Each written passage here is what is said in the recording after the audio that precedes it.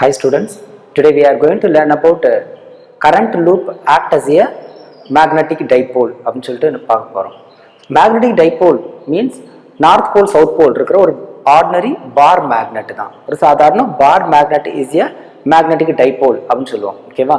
So இது current carrying loop, that is a loop means closed circuit னு அர்த்தம். நம்ம லாஸ்ட் applications வந்து எதை பார்த்திருக்கோம்னா அந்த tangent law க்கு முன்னாடி, ஏன்னா tangent law is the application of Biot-Savart law ஓட that is சர்க்குலர் லூப் இருக்கு பாத்தீங்களா. ஏன்னா டேன்ஜென்ட் கால்வனோமீட்டர்ல நம்ம சர்க்குலர் காயில்ல வந்து கரண்ட் பாஸ் பண்ணி அதுல ஒரு மேக்னெட்டிக் ஃபீல்டை இன்டியூஸ் பண்றோம்.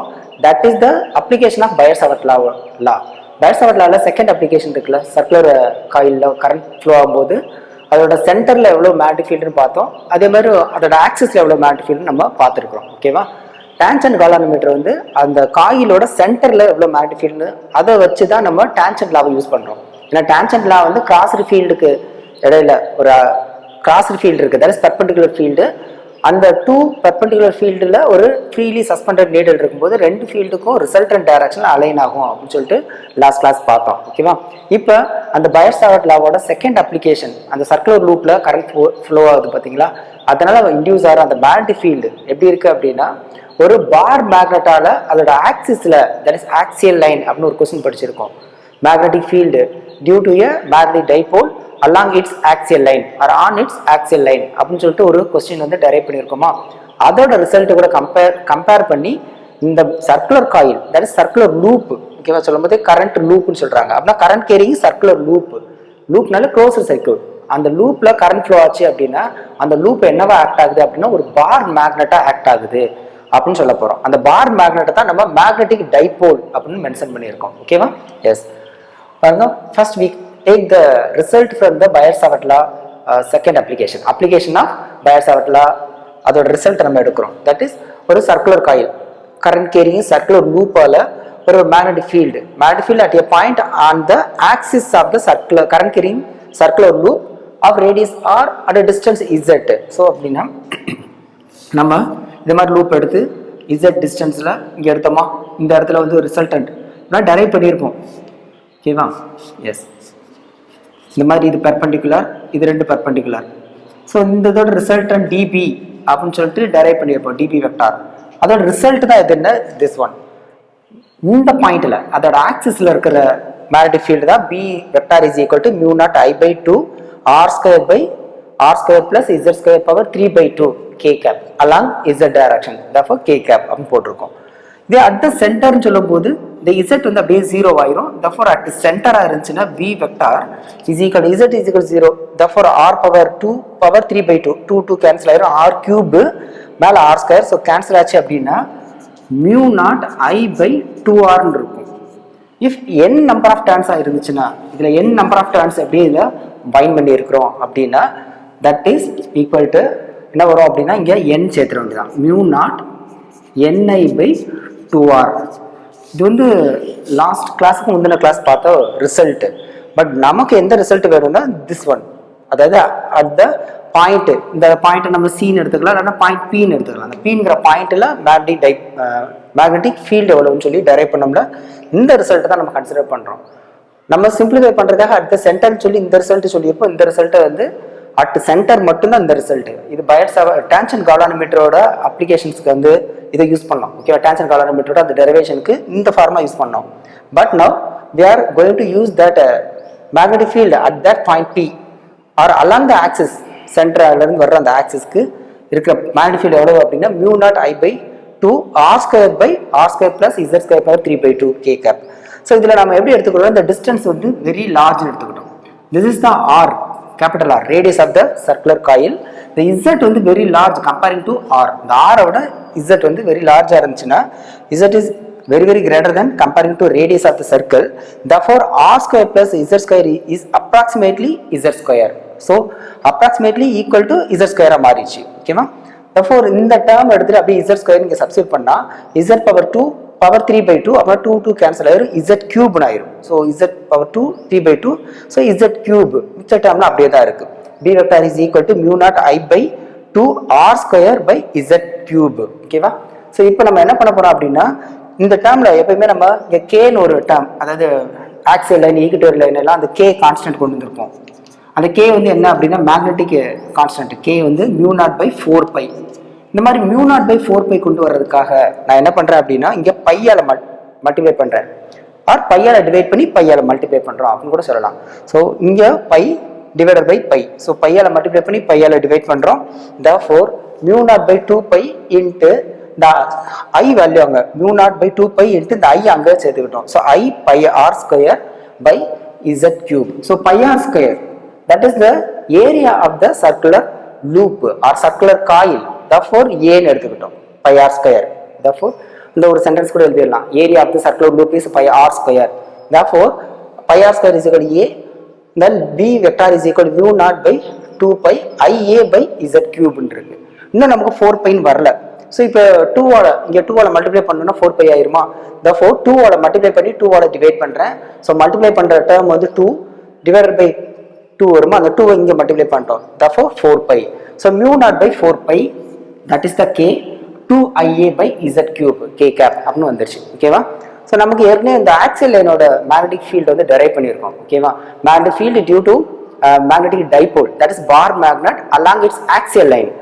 ஸோ z டிஸ்டன்ஸ்ல இருந்துச்சு அப்படின்னா b axial is equal to μ0/4π 2pm by z cube. this pm is the magnetic dipole moment அப்படின்னு சொல்லியிருக்கோம். Magnetic dipole moment that is small letter p தான் போடணும், கேபிட்டல் லெட்டர் சொல்லக்கூடாது. ஓகேவா. கேபிட்டல் பி வந்து பாயிண்ட் மென்ஷன் பண்ணிடுவோம், ஏன்னா பிங்கிற பாயிண்ட் அப்படின்னு எடுக்கிறதுனால மேக்னெட்டிக் டைபோல் மொமெண்ட் வந்து small letter pm.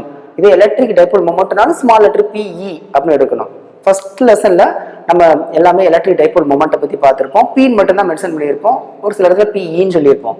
But magnetic dipole moment அப்படின்னால பிஎம்னு கம்பல்சரி மென்ஷன் பண்ணணும். ஓகேவா. பீனா எலக்ட்ரிக் டைபோல் மொமெண்ட், பிஎம்னா மேக்னெட்டிக் டைபோல் மொமெண்ட். therefore இந்த ரெண்டு ஈக்குவேஷனையும் நம்ம கம்பேர் பண்றோம். தட் இஸ் ஒரு ஈக்குவேஷன் 1 இதை 2ன்னு எடுத்துக்கிட்டோம்னு வச்சுக்கோங்களேன்.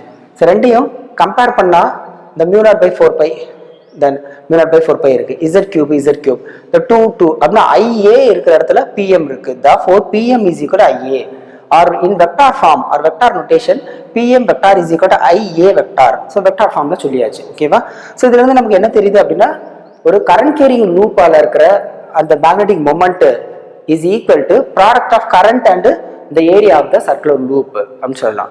So pm is equal to ia, so product of current and area of the circular loop. So pm is the magnetic moment due to a current carrying loop. So current carrying loop நம்ம magnetic moment for a bar magnet அப்படின்னு சொன்னோம்னா நம்ம 2l அந்த qm அப்படின்னு formula use பண்ணியிருப்போம். So ஸ்டார்டிங்ல pm is equal to 2l length into அந்த போல் strength அப்படின்னு சொல்லிட்டு நம்ம இந்த ஃபார்முலா யூஸ் பண்ணியிருப்போம். ஓகேவா. But here current carrying loop, therefore current carrying loop இருந்துச்சுன்னா magnetic dipole moment is equal to product means multiplication product of current in that loop into area of the circular loop அப்படின்னு ரெண்டையும் நம்ம சொல்லிடலாம். ஓகேவா. R அது vector ஃபார்ம்ல இப்படி சொல்லிக்கலாம். ஸோ இட்ஸ் யூனிட் வேணும் அப்படின்னா current ampere metre square. So its unit வந்து ஆம்பியர் மீட்டர் ஸ்கொயர். ஸோ ஆக்சுவலாக நம்ம பிஎம்னாலே ஆம்பியர் மீட்டர் ஸ்கொயர் தான் யூஸ் பண்ணியிருப்போம். அப்படின்னா இது ஆம்பியர் மீட்டர் ஸ்கொயர் அப்படின்னா திஸ் ஒன் இஸ் என்ன அப்படின்னா மீட்டர் அப்படின்னா கம்பல்சரி இந்த QM ஓட யூனிட் வந்து ஆம்பியர் மீட்டராக தான் இருக்கணும், அப்படின்னா தான் ஆம்பியர் மீட்டர் ஸ்கொயர் வரும். ஸோ இப்படி கூட நம்ம டெரைவ் பண்ணிக்கலாம். ஓகேவா. ஸோ இங்க இருந்து தான் நம்ம யூனிட் வந்து அங்கே QMக்கு டெரைவ் பண்ணியிருக்கோம். ஏன்னா எடுத்ததுமே ஆம்பியர் மீட்டர்லாம் சொல்லியிருப்போம், ஒரு ஆம்பியர் யூஸ் பண்ணியிருப்போம். பட் கரண்ட்டை பற்றி அங்கே டிஸ்கஸ் பண்ணியிருக்கவே மாட்டோம்.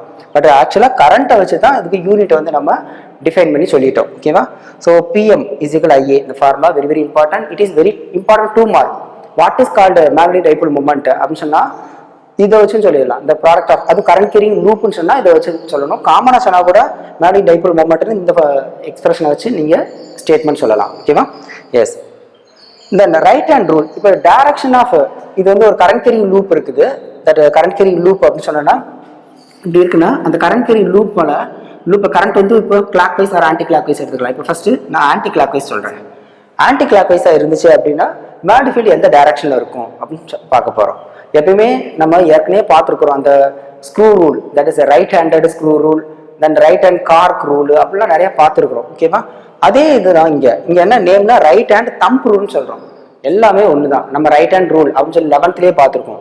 ஆன்டி கிளாக் வைஸா இருந்தா பாசிட்டிவ், கிளாக் வைஸா இருந்தா நெகட்டிவ்னு சொல்லியிருக்கோம். ஸோ இதே போல தான் இங்க வந்து என்னன்னா மேக்னெட்னு இதை கன்சிடர் பண்ணிட்டோம். ஏன்னா IA தட் இஸ் இதே ஃபார்முலா வருது பார்த்தீங்களா, இது மேக்னெட்டோட formula, this is current carrying லூப்போட எக்ஸ்பிரஷன். ரெண்டுமே ஈக்குவல் தான்.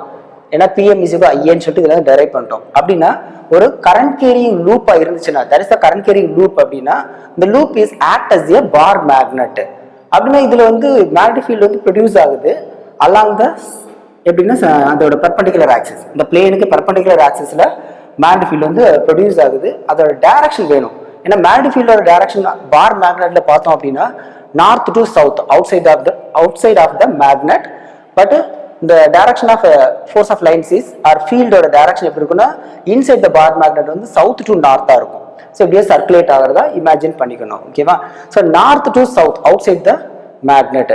ஸோ ஃபீல்டோட டைரக்ஷனும் electric force magnetic force of லைன்ஸோட டைரக்ஷனும் ஈக்குவல் தான். அதே தான் எலக்ட்ரிக் ஃபீல்டுன்னு சொல்லுவாங்க. எலக்ட்ரிக் ஃபீல்டோட டைரக்ஷனும் எலக்ட்ரிக் ஃபோர்ஸ் ஆஃப் லைன்ஸோட டைரக்ஷன் ஒன்று தான். அதனால தான் நம்ம செகண்ட் பாயிண்ட்ல இந்த ஃபோர்ஸ் ஆஃப் லைன்ஸில் எலக்ட்ரிக் ஃபீல்டோட டைரக்ஷன் வேணும்னா டான்ஜென்ட் ட்ரா பண்ணுவோம் for curve or force of lines. Force of lines ஒரு tangent draw பண்ணோம்னா that tangent give the direction of electric field ன்னு சொல்லிட்டு ஒரு क्वेश्चन படிச்சிருப்போம். ஓகேவா? எஸ். இங்க வந்து என்னன்னா direction of magnetic field வந்து என்ன அப்படின்னா ஒரு பாயிண்ட்ல இருந்து ஒரு tangent வரையற that is the direction of magnetic field at that point.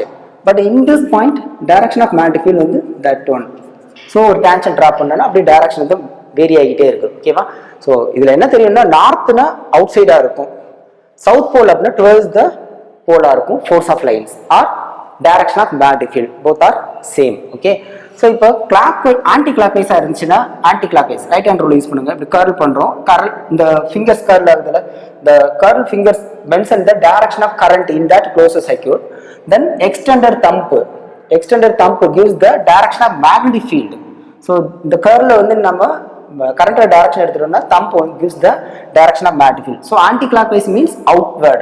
So outward இருக்கு அப்படின்னா எங்க outward இருக்குன்னா நார்த் போலா இருந்தா தான் force of lines or field வந்து outward இருக்கும். So இங்க outward இருக்குன்னா இந்த சைடு வந்து நார்த் போல். ஓகேவா? இதே clockwise இருக்குன்னு வச்சுக்கோங்களேன், கரண்டோட டைரக்ஷன் இப்படி clockwise இருக்கு. ஸோ நம்ம clockwise அப்படின்னா இப்படி சொல்லணும், அப்படின்னா இன்வர்டா இருக்கு. ஸோ இந்த சைடு ஏன்னா ஒரு பார் மேக்னெட்னாலே டூ சைடு இருக்கு. ஓகேவா? ஸோ இந்த ஃப்ரண்ட் சைடு வந்து என்ன அப்படின்னா தட் இஸ் சவுத் போல். இது நார்த் போலா இருக்கு, இங்க south pole.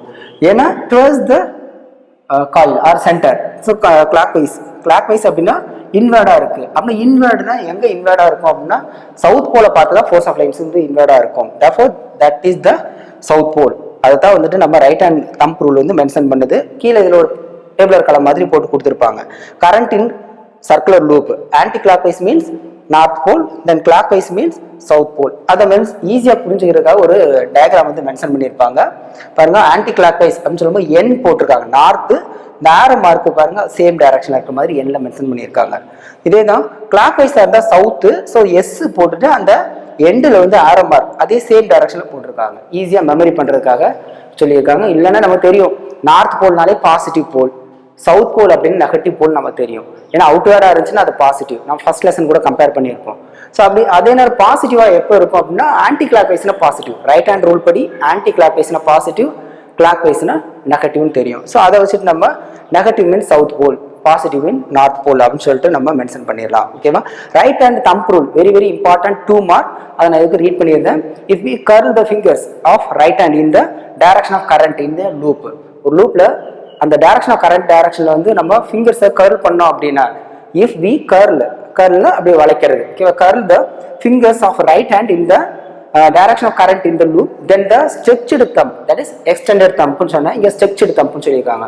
Stretched thumb gives the direction of the magnetic moment associated with the loop or closed loop அப்படி கூட சொல்லலாம். Okay, with that loop. So it is very important 2 mark. ஓகேவா? அதே தரவா ரீட் பண்ணிருங்க. இது வந்து உங்களுக்கு ஃபார்முலாஸ்க்கு வந்து இது ரொம்ப ரொம்ப இம்பார்ட்டன்ட். 1 மார்க்ஸ் வந்து கரண்ட் கொடுத்துருவாங்க, ஒரு சர்க்குலர் லூப்போட ஏரியாவில் ரேடியஸ் மென்ஷன் பண்ணிடுவாங்க. ரேடியஸ் கொடுத்துட்டா நீ பை ஆர் ஸ்கொயர் யூஸ் பண்ணி ஏரியா ஃபைண்ட் அவுட் பண்ணணும், கரண்ட் எவ்வளோன்னு சொல்லணும், தென் கரண்ட் சொல்லிடுவாங்க, பிஎம் ஃபைண்ட் அவுட் பண்ணணும். ஆர் மேக்னெட்டிக் டைபோல் மொமெண்ட் கொடுத்துருவாங்க, தென் அதை சர்க்கிளோட ஆர் லூப்போட ஏரியா ரேடியஸ் கொடுத்துருவாங்க. அப்படின்னா நீ ஏரியா ஃபைண்ட் அவுட் பண்ணி அந்த மேக்னெட்டிக் டைபோல் மொமெண்ட்டை அந்த ஏரியாவில் டிவைட் பண்ண அப்படின்னா கரண்ட் கிடைச்சிரும். So PM by A is equal to I அப்படின்னு சொல்லி கரண்ட்டை வந்து நம்ம ஃபைண்ட் அவுட் பண்ணலாம். இந்த மாதிரி 1 மார்க்ஸுக்கு இதை வச்சு நிறைய கேட்பாங்க, கொஞ்சம் தரவா பார்த்துக்கோங்க. ஓகேவா? தேங்க்யூ.